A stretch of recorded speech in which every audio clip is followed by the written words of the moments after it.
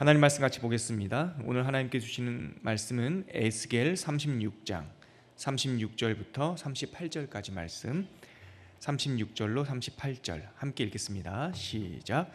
너희 사방에 남은 이방 사람이 나 여호와가 무너진 곳을 건축하며 황폐한 자리에 심은 줄을 알리라. 나 여호와가 말하였으니 이루리라. 주 여호와께서 이같이 말씀하셨느니라. 그래도 이스라엘 족속이 이같이 자기들에게 이루어 주기를 내게 구하여야 할지라.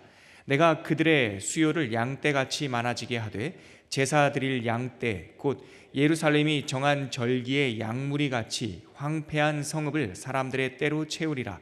그리한즉 그들이 나를 여호와인 줄 알리라 하셨느니라. 아멘. 말씀이 우리 가운데 들어오면 우리의 마음이 입에서는 달지만 배에서는 쓰리라 했던 어제 요한계시록 말씀이 쉽게 이렇게 납득이 되거나 이해가 되지 않는 분들이 계셨던 것 같습니다. 어제도 제가 어떤 분에게 목사님, 말씀을 먹고 입에 달지만 꿀송이처럼 달지만 뱃속에서 쓰다라는 말이 무슨 뜻인가요? 라고 하는 이 질문을 받았습니다. 진짜 말씀이 들어오면 배에서 씁니다. 아파요. 아프지 않은 것이 문제인 겁니다. 왜냐하면 내가 완전하거나 아니면 무감각하거나 둘 중에 하나이기 때문이죠. 성경은 의인은 없나니 하나도 없다고 말합니다. 하나님 앞에 설 때 우리들의 모습 가운데 흠없는 모습, 완전한 모습으로 나갈 사람 아무도 없습니다. 그러면 성경에서 말하는 하나님과의 관계 속에서 살아있음의 증거가 뭔가? 아픈 거예요. 하나님 앞에 죄송스러운 거고 늘 부족함을 느끼는 거죠. 이것이 희망의 사인인 거고 은혜 받는 첫걸음입니다. 성경에서 죄를 상징하는 대표적인 증상이 나병이죠. 우리 옛날에 문둥병이라고 말하는, 문둥병의 특징이 두 개 아닙니까? 하나는 전염된다라는 거고 하나는 무감각하다라는 겁니다. 자기가 죄인인지 모르는 거죠. 하나님의 말씀이 다가오면 자기 안에 무엇이 망가져 있는지 모르는 것, 그게 죄입니다. 그런데 말씀이 들어와서 가슴 뱃속에, 영혼 속에 자리할 때 아파요.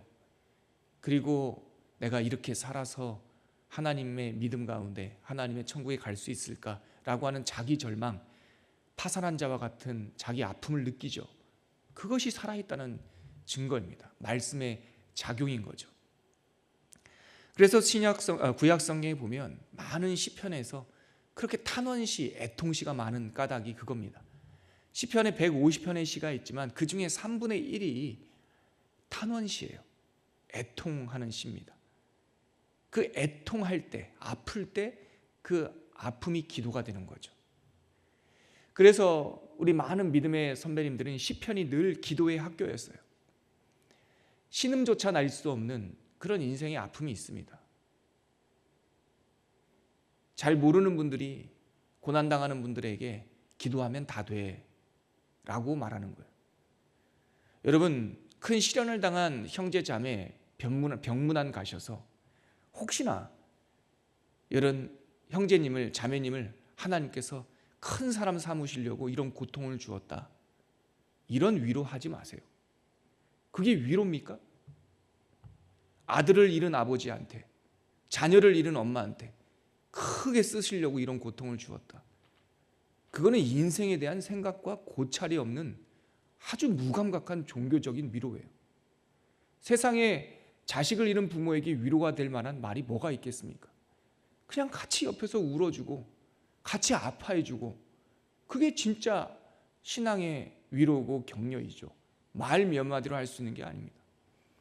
우리가 살아가다 보면 평생에 한두 번 신음소리 낼 수 없는 그런 고통을 만날 때가 있습니다. 어떻게 해야 됩니까? 기도도 안 나와요. 그런 사망의 음침한 골짜기를 우리 믿음의 선배들이 걸어갈 때 가장 큰 동반자가 시편이었습니다. 내 정신으로, 내 입술로는 기도조차 나오지 않을 때 우리 믿음의 선배들은 시편을 읽었습니다. 여호와 우리 주여, 주여 나의 탄원 소리를 듣지 않으시나이까. 시편을 읽으면서 자기의 마음속에 하나님의 은혜의 샘이 다시 촉촉하게 젖어오는 것을 느낄 수 있었죠. 아픔을 모르는 크리스찬, 자기 절망을 모르는 크리스찬, 저는 그 사람들이 크리스찬인지 의문표가 따라붙습니다.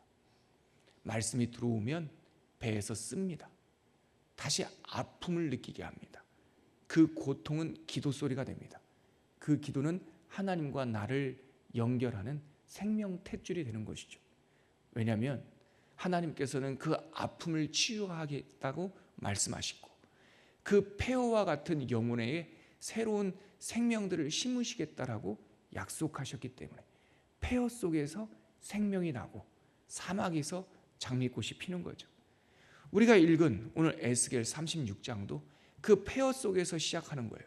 36장 36절 다시 한번 보시겠습니까?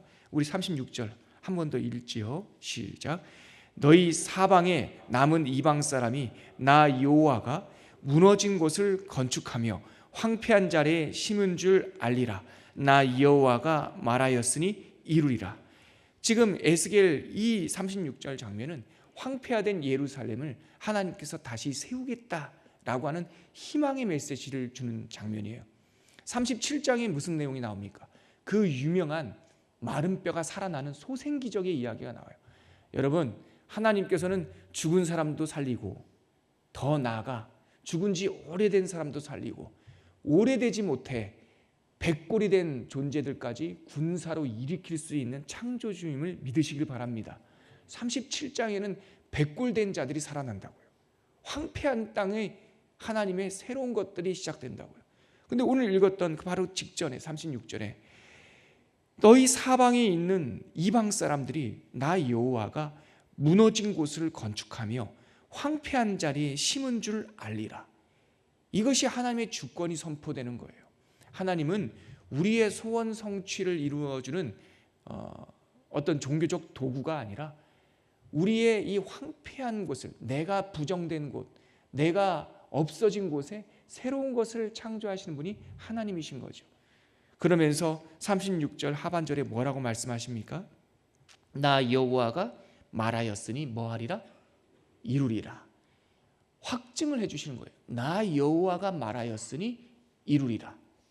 여러분, 말씀에 뿌리 내린 교회, 로고스, 하나님 예수 그리스도의 뿌리 내린 시냇가에 심겨진 나무와 같은 성도들은 여러 열매가 있습니다. 그래서 예수님께서 열매로 그 나무를 알리라 라고 말씀을 하신 거예요. 어제 나누었던 예수님의 설교 다시 한번 여러분들과 제가 오늘 아침에 기억해야 돼요. 네 라고 대답한 것이 순종이 아니라 가는 것이 순종이에요. 아버지의 말을 듣고 100번 네 그러지요 라고 말했지만 가지 않으면 불순종이에요. 내가 아무리 크리스찬, 내가 3대, 내가 30년, 내가 이래도 목사인데, 내가 이래도 장로인데, 권사인데 그래도 천국 못 가면 불신자예요. 어떤 열매가 우리들의 삶 속에 있느냐가 중요한 거예요. 제가 청년들한테 그런 얘기 하죠. 아무리 남자친구가 사랑해, 사랑해, 사랑해 여러 번 얘기해도 사랑하는 여인 생일도 챙기지도 못하고 기념일도 챙기지 못하는데 뭔 사랑합니까 그게? 아니에요. 그런 거. 예수님께서 그래서 열매로 그 나무를 알리라. 심겨졌다면, 우리가 시냇가에 심겨졌다면, 우리가 포도나무라면 포도 열매를 맺어야 되는 거고, 사과나무라면 사과 열매를 맺어야 되는 거예요. 여러분, 기독교는 계속 뒷걸음질을 친다라고 하는 통계 보고가 많이 나와요. 사람들이 교회를 싫어하다 못해 교회를 혐오하는 시대를 만났다, 이런 얘기를 해요. 저는 다 믿는 건 아니지만 그런 기운들, 그런 세상의 문화가 있어요. 이러한 풍조가 예수 때문에 그렇습니까? 복음 때문에 그렇습니까? 교회가 이렇게 모욕을 받고 교회가 비난거리가 된 것이 예수 십자가 때문에 그렇습니까? 우리의 신학이 잘못돼서 그렇습니까? 아니잖아요. 저와 여러분 같이 예수님 믿는다라고 하는 사람들의 행실을 보고 사람들이 교회를 모욕하고 예수를 모욕하는 거 아닙니까? 결국은 열매예요, 여러분. 결국은 우리의 삶 속에 무엇이 맺어지냐라는 거예요. 내년에 하나님께서 우리들에게 말씀에 뿌리 내린 교회가 되어야 된다라고 하는 큰 울림을 주셨는데, 그렇다면 우리들의 삶 속에 하나님께서 우리에게 주신 그 생명 열매들이 맺어져야 될 거 아닙니까? 그 생명 열매의 가장 으뜸 가는 열매는 이 언어의 열매.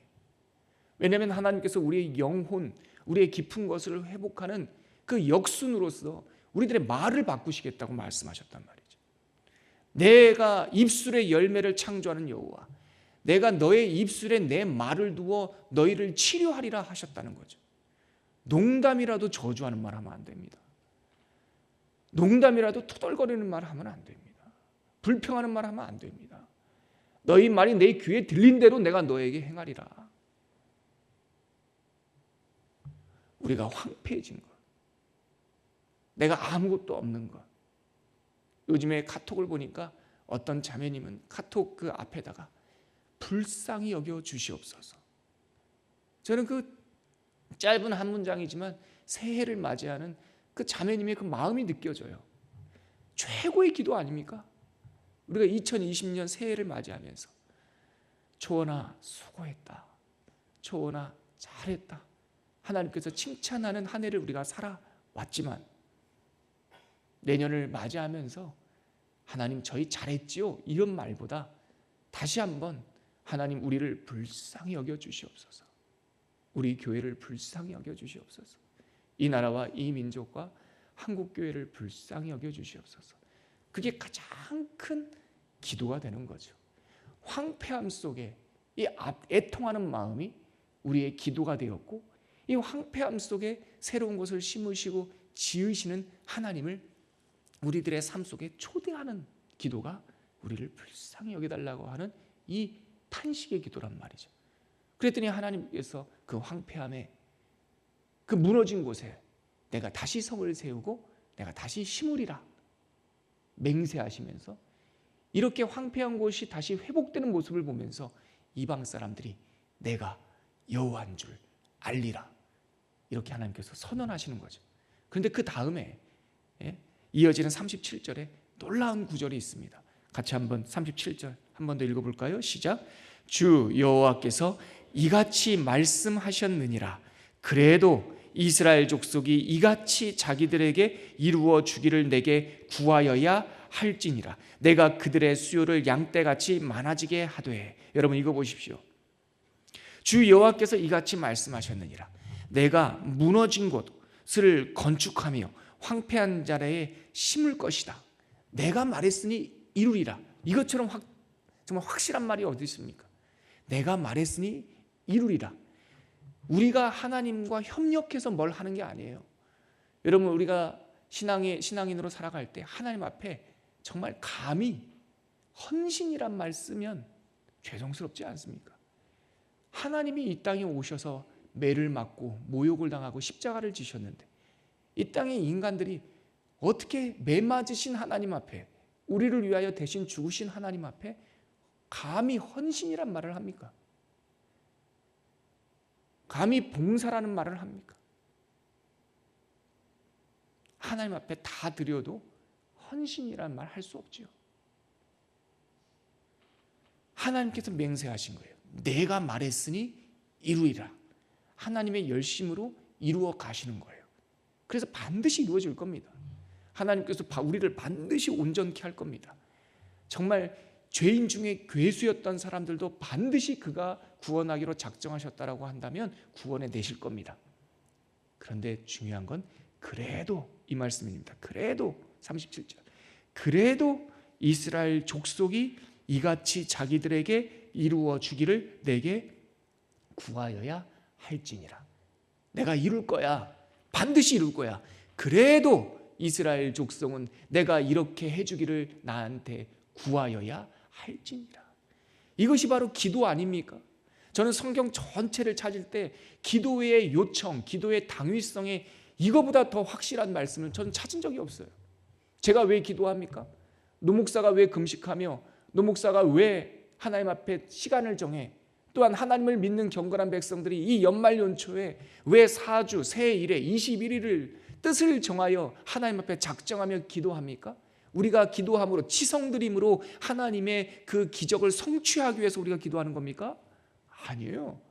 하나님께서 이루어 주실 거예요. 우리를 불쌍히 여겨주셔서 살려주실 거예요. 그래도 하나님의 백성들은 하나님의 이 언약이 나의 삶 속에 이루어지도록, 하나님의 이 언약이 나의 삶 속에 완성되도록 그래도 이스라엘 백성들은 이같이 이루어지기를 나에게 구하여야 할지니라.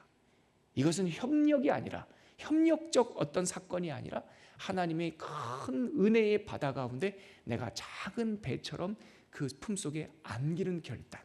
그래서 이 말씀이 내 말씀이 되는 사건, 내가 하나님과 단독자로 1대1로 만나는 사건. 우리가 인생을 살아가지만 결국은 사람 눈치 보고 사는 것이 아니라 하나님과 1대1로 마주하며 사는 거예요. 그러면 하나님의 이 기적이 여러 사람들 가운데 일어나는 그 가운데 하나가 아니라 온전히 나에게 주시는 하나님과 은밀한 그런 사랑, 하나님과 은밀한 그런 교제가 이루어진다는 거죠. 지난 성탄절날 참 기가 막혀요. 성탄절 우리는 가족들과 시간 보내기 위해서 정말 목회자들도 예배 끝나고 이런저런 계획을 했는데, 한 성도가 이 티테이블을 마련해야 되지 않겠냐고, 오늘도 새 가족이 오지 않겠냐고. 담임 목사보다 나요 진짜. 이렇게 무감각하면 하나님 앞에 죄를 짓는구나. 제가 좀 가슴속으로 회개를 했어요. 한 성도가, 목사님 오늘도 새 가족이 오지 않겠습니까? 그래서 급하게 티테이블을 차렸죠. 이 옆에 새 가족이 오셨어요. 4분이나 오셨어요. 한 언니가 자기가 받은 이 구원의 감격 때문에 친한 동생 둘, 친구 같은 동생 둘을 데리고 왔는데 거기서 자기 세례를 간증을 해요. 세례를. 자기는 아무것도 모르고 세례를 받았대. 근데 세례를 받고 나니까 누가 자기한테 그러더래. 밤늦게 하나님께서 자기를 이렇게 덮어주실 거라고. 잘 모르시는 권사님들, 어떻게 신학적으로 잘 충분히 말로 표현할 수 없었기 때문에 이불로 덮어줄 거라고 표현을 하셨다고 하는데, 저는 그 표현이 뭔지 알겠더라고요. 성경에서 말하는 그 마리아가 가브리엘 천사가 왔을 때 주의 성령이 너를 덮으리니 라고 했던 그 말이에요. 그게 에피스키아죠. 그게 이불을 덮다라는 뜻이고, 구약 성경 룻기에 가면 이 룻이 보아스의 침대 밑에 가서 그 침대 옆에 누우면서 주의 여종이오니 주의 이불로 나를 덮으소서라고 했던 그 말이 같은 말이에요.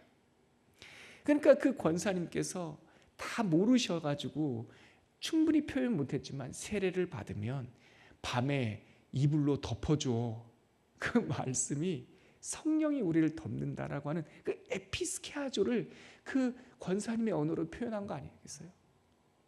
그래도 이것이 너희에게 이루어지기를 기도해야 할지니라. 이게 가브리엘 천사가 말했던 주의 성령이 너를 덮으리니, 주께서 뜻을 정했으면 마리아가 아니라도 아멘 했던 그 여자 15살짜리 여자의 순종이 아니라도 다른 길을 통해서라도 하나님께서는 구원을 이루세요. 그러나 그 15살짜리 여자아이가 아멘 주의 여종이오니 말씀대로 내게 되오리이다 라고 목숨을 건 아멘을 했을 때 주의 성령이 그 여자아이를 덮으시는 거예요. 하나님의 역사는 흘러갑니다.